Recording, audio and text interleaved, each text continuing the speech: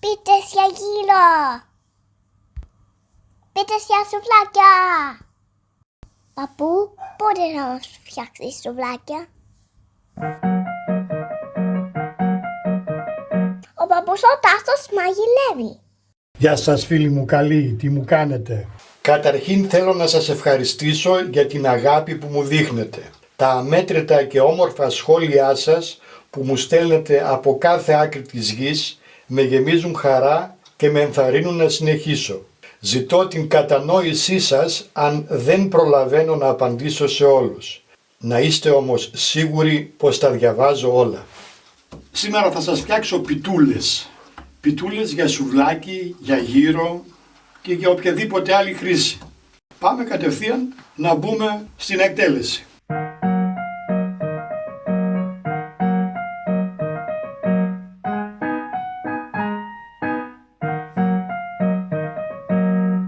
Στο κάδο του μίξερ θα ρίξουμε το νερό. Θερμοκρασία δωματίου. Θα ρίξουμε μέσα τη μαγιά. Θα την τρίψουμε λιγάκι. Θα προσθέσουμε το ελαιόλαδο, το γιαούρτι, γιαούρτι στραγγιστό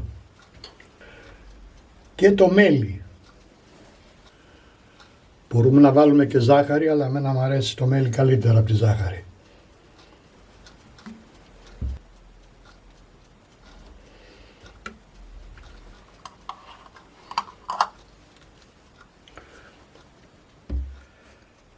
Θα ρίξουμε το αλάτι μέσα στο αλεύρι, θα το ανακατέψουμε λιγάκι.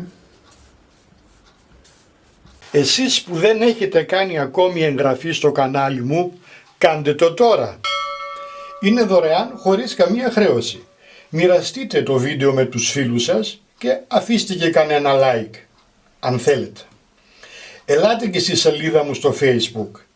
Ψάξτε με στο Instagram, στο Twitter και στο TikTok. Με ένα σύρμα θα τα ανακατέψουμε να ομογενοποιηθούν.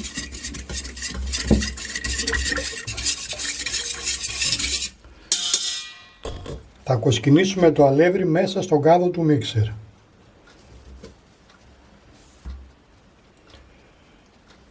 Πάντα το κοσκινισμένο κάνει τις ζύμες πιο αφράτες.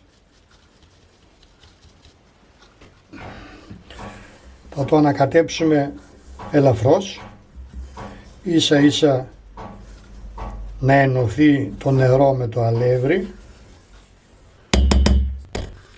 και θα το βάλουμε στο μίξερ και θα το ζυμώσουμε στο γάντζο για 6-7 λεπτά, το πολύ 8.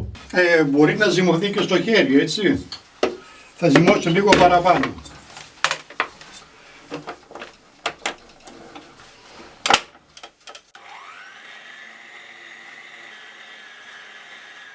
Ζυμώνουμε αρχικά στην πιο χαμηλή σκάλα και μόλις ομογενοποιηθούν τα υλικά, το ζυμώνουμε μετά στην δεύτερη-τρίτη σκάλα. Ζύμωσα ακριβώς για 6 λεπτά στο γάντζο. Το σκεπάζουμε με μεμβράνη ή με καπάκι και το αφήνουμε να διπλασιαστεί σε όγκο. Αυτό μπορεί να πάρει ανάλογα τη θερμοκρασία από 45 λεπτά έως μία μισή ώρα. Θα το δείτε. Αν θέλετε να τις ψήσετε αύριο, αφήστε το όλη νύχτα στο ψυγείο και συνεχίστε αύριο τη διαδικασία. Δεν υπάρχει κανένα απολύτως πρόβλημα. Μετά από μία ώρα έχει φουσκώσει ωραία το ζυμάρι, οπότε το βγάζουμε από τον κάδο και το ρίχνουμε στον πάγκο.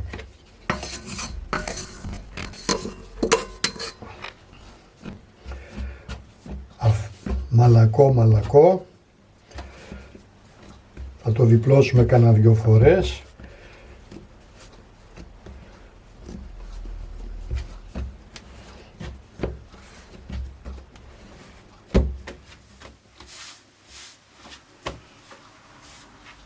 Και θα το μοιράσουμε τώρα σε ομοιόμορφα μπαλάκια ανάλογα το μέγεθος της πίτας που θέλουμε να κάνουμε. Από 60 μέχρι 100 γραμμάρια ο καθένας, όσο πιο χοντρή τη θέλετε, τόσο πιο πολύ ζυμάρι θα βάλετε.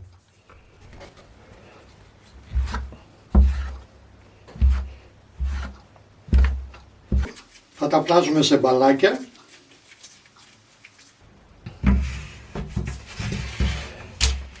Και θα τα βάλουμε σε ένα ταψί στο οποίο έχουμε στρώσει κάτω αντικολλητικό χαρτί.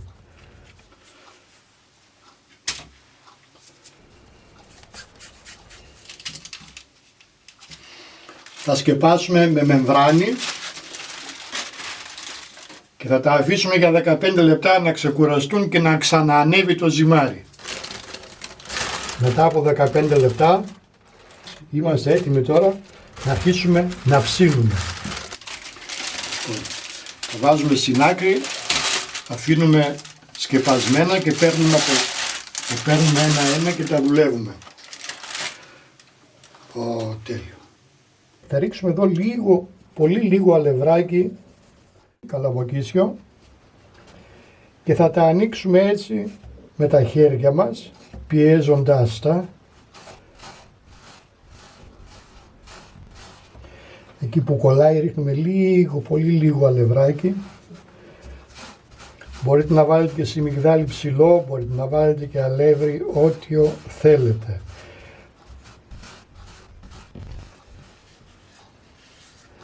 Τις τραβάμε λιγάκι έτσι με το χέρι μας.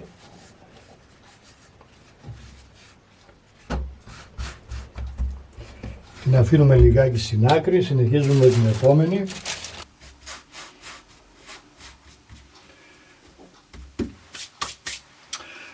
Μπορούμε τώρα να κάνουμε δύο ειδών πιτούλες, λεπτές και χοντρές. Αυτές εδώ οι δύο οι πρώτες θα γίνουν χοντρές. Αυτή θα γίνει λεπτή. Αυτή που θα γίνει λεπτή θα την ανοίξω με το μπλάστη.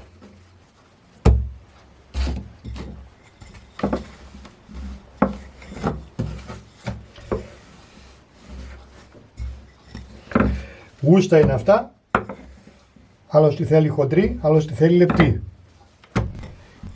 Εκεί διάμετρο γύρω στους 18, το πολύ 20 πόντους, κανονίστε μόνοι σας. Αυτές τις πρώτες θα τις βάλω πάλι ανοιχτές όπως είναι, πάνω σε λαδόκολλα, σε ταψάκι και θα τις αφήσω πάλι άλλα 15 λεπτά να ξεκουραστούν και να ανέβει πάλι το ζυμάρι.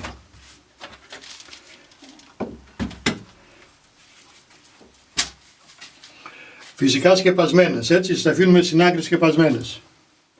Αυτή που την ανοίξαμε με το πλάστη θα την ψήσουμε κατευθείαν. Δεν τη θέλουμε να γίνει πολύ φουσκωτή. Θα γίνει λεπτή. Τώρα εδώ υπάρχουν δύο εκδοχές. Ή την ψήνετε όπως είναι, χωρίς λάδι, ή αν θέλετε ρίχνετε λίγο λαδάκι πάνω. Αυτά είναι γούστα.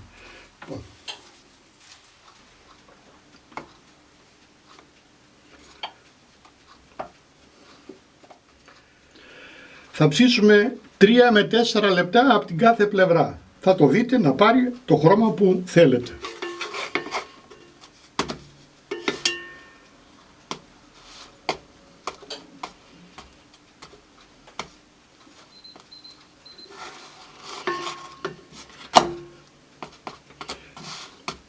Λοιπόν, αυτή είναι έτοιμη, μπορούμε να την αποσύρουμε.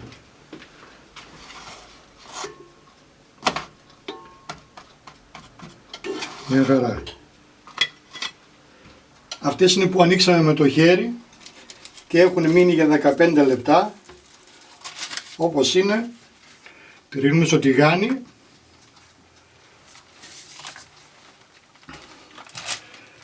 Έτσι μέτρια προς έντονη θερμοκρασία και βάζουμε από πάνω το καπάκι. Να την διατηρήσουμε λίγο υγρή. Ελέγχουμε να μην την κάψουμε από κάτω και την γυρνάμε εγκαίρως.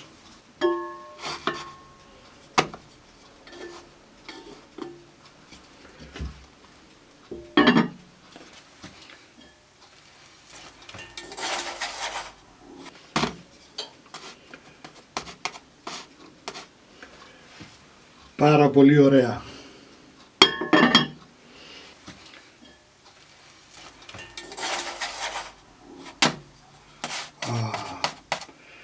Έτοιμη, είναι έτοιμη. Βγάζουμε και αυτήν. Πάμε στην επόμενη. Σκεπάζουμε το καπάκι.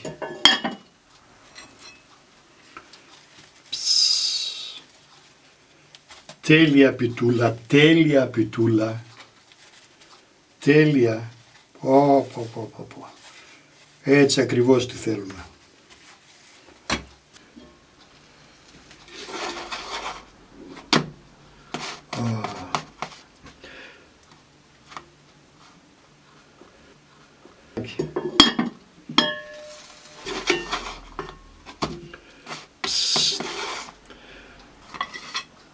Φανταστικές.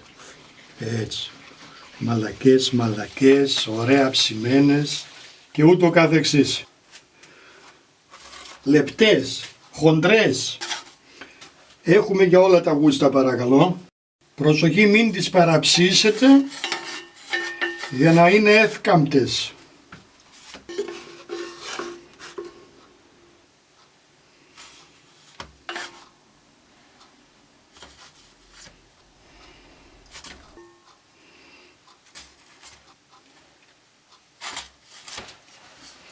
Τέλος, έχουμε χοντρές,